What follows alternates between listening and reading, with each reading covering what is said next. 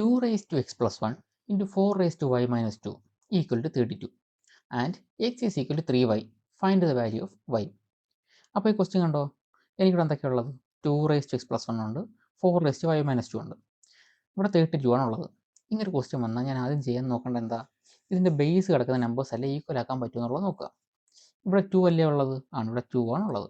ഇവിടെ 4 ആണ് എനിക്കുള്ളത്. എനിക്ക് 4നെ 2 raised to 2 എന്ന് എഴുതാൻ പറ്റും. ഓക്കെ, 32ന് 2ൻ്റെ പവർ ആക്കി എഴുതാൻ പറ്റുമോ? അതും പറ്റുമെന്ന് എനിക്ക് മനസ്സിലായി. അപ്പോൾ എന്ത് ചെയ്യാൻ പോവാം, ആദ്യമേ 2ൻ്റെ പവറിൽ നമുക്ക് ക്വസ്റ്റ്യൻ ഒന്ന് കൺവേർട്ട് ചെയ്ത് എഴുതാം. 2 raised to x plus 1 into 2 raised to 2 ആണല്ലോ 4 ഇൻറ്റു y മൈനസ് 2 ഇത്രയൊക്കെയാണ് ഈക്വൽ ടു 32 അല്ലേ. 32 എന്ന് പറയുന്നത് എത്ര? 2 raised to 5 ആണ് അല്ലേ. 2 ഇൻറ്റു 2 എന്ന് പറയുന്നത് 4 ആണ്. 4 ഇൻറ്റു 4 16, 16 ഇൻറ്റു 2 ആണ് എത്ര? 32. അപ്പോൾ 2 raised to 5 ആണ് എത്രയും 32 എന്ന് പറയുന്നത്. ഓക്കെ അല്ലേ. ഇനി എക്സ് എന്ന് പറയുന്നത് 3y അല്ലേ? ആണ്.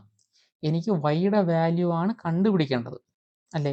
അപ്പോൾ എക്സ് ഉള്ളിടത്തെല്ലാം ഞാൻ എന്ത് ചെയ്യാൻ പോവാ, വൈയുടെ വാല്യൂ ഇട്ട് കൊടുക്കാൻ പോവാം. എക്സ് ഉള്ളിടത്തെല്ലാം എനിക്ക് കൊടുക്കാം 3y എന്ന് കൊടുക്കാം. ഓക്കെ ആണല്ലോ.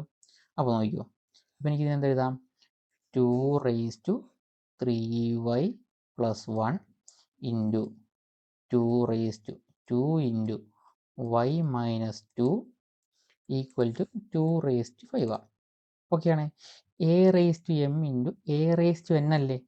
അപ്പോൾ എനിക്കതിന് എന്ത് ചെയ്യാൻ പറ്റും, a raise to m plus n എന്ന് എഴുതാമല്ലോ. എഴുതാം.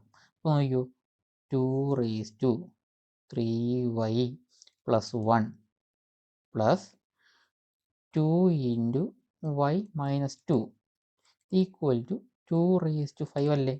ആണ്. ഇവിടെ ബേസ് 2 ഉണ്ട്, ഇവിടെയും ബേസ് 2 ആണ്.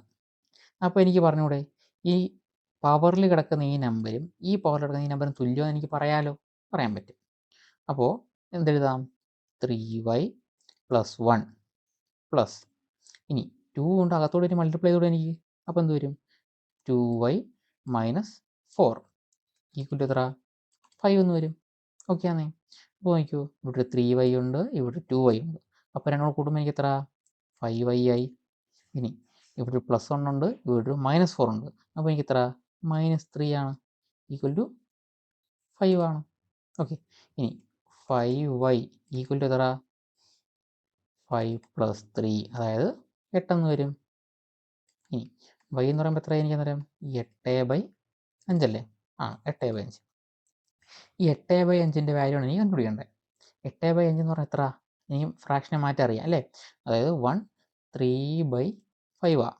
1 3/5 എന്ന് പറഞ്ഞാൽ എത്ര അറിയാവോ, 1 3/5 എന്ന് പറഞ്ഞു കഴിഞ്ഞാൽ 1 6/10 അല്ലേ. 6/10 എന്ന് പറഞ്ഞാൽ 0.6 അല്ലേ, അതായത് 1.6 എന്ന് വരും. ഓക്കെ ആണോ.